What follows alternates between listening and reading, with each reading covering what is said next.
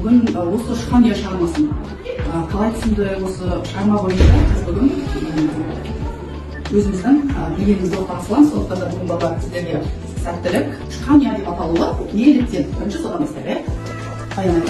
Себебі бұл шығармада Бауыржан атамыздың балалық шағы туралы айтылған. Ал ол бізде қайта ойланбайды. Жалпы айтқанда Бауыржан момышұлының балалығын өткізген керемет сәттері, әжесінің дайындаған қымызы, тәтті тоқаштары бәрі де ұясынан ұшып кеткен қыздан қайта оралмайды. Сол себепті бұл шығарманың тақырыбы шыққан деп аталған.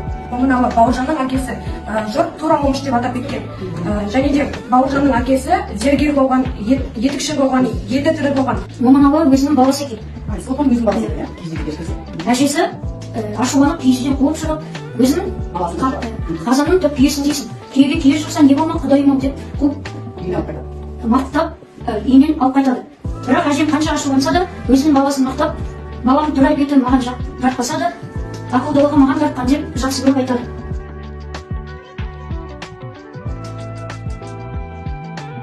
Әжесі момышқа көптеген ертегілер айтады. Соның ішінде Сұлтан патша, күн мен ай және де жыл бастары. Момынқұл өте ерке болған.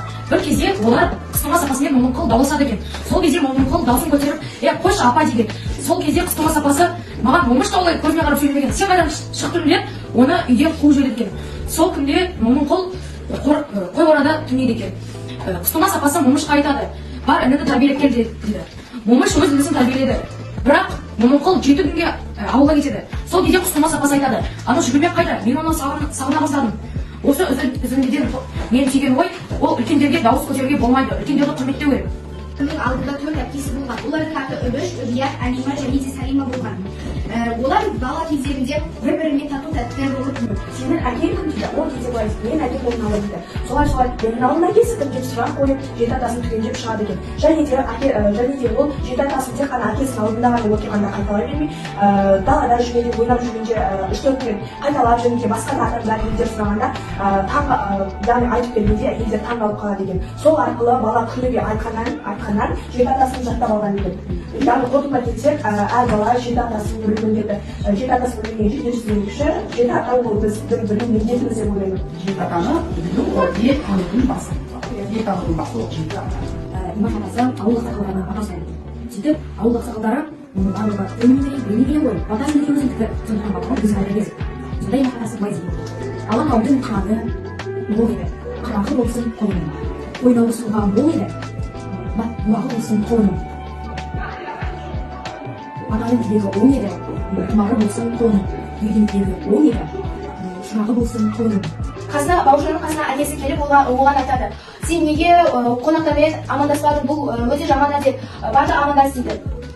Құстымас әже өзінің ұлдарына ақ баша айдай сұлу қыздарды ғадан таныстыруға ынтық болған екен.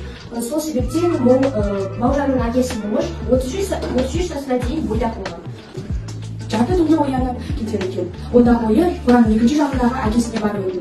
Далаға шыққан кезде көзі мағаз жерлерге түседі. Мен келгенімде бастап әжемнің қасына отыра кетіп, жүріп шашып ойнай бастадым. Кіші әпкем келіп дудақты қолымнан жұлып алып, итеріп жіберді. Мен ызаланып, оны сен маймылсың деп келемеждедім. Ол өкпелеп менің жағымнан салып жіберді. Неге маймыл дейсің? Себебі сен маймыл 5-ші жылы туылғансың. Салт-дәстүрлерге ұлттық ойындар және тілешілердің әсіресе Үбиян үйлену тойындағы салт-дәстүрлер көп болған. Мысалы, ұрын келу, қыз айттыру, қыздың жасау, той бастар, бет ашар, сырға салу, сыңсу, неке қию. Олардың арасынан біреуін алсақ, мысалы, қыздың жасауын жасау. Мүшел жасағаннан тойлайтын. Бірінші мүшел бұл нәрсені қытынан шығарған күні. Мүшел жасауға тойлайды. Бұл күні тек қана үй ішінде ғана емес, бүкіл ауыл аймақта көтеріңкі көңілге болады екен. Ал екінші мүшел жас бұл 7 жас. 7 жасқа келгенше жеті дәрежесін деген сөз бар. Бұл жасқа келгенше бала өз аяғын нық басатын жақсы бала болып келе жатады. Ал ендігі 13 жас. 13 жас ода үйесі деген мақал бар. Бұл кезеңде баламен ақылдасатын Бауыржанның әкесі сабағына қатысты әңгіме айтады. Мен сені орыс мектебіне апарамын дейді. Орыс тілін оқысаң, сен көптеген кітапты оқисың, біреулермен тіл табысасың, және де жазуды түсінесің дейді. Сөзде Бауыржанның көкесі әкесінен қарсы шығады. Сен неге оны орыс мектебіне апарайын деп жатсың? Мұсылмандықтан қашып жүр ғой деп күледі ғой жұртыңыз дейді. Сөзде мен жұрттың сөзін тыңдамаймын.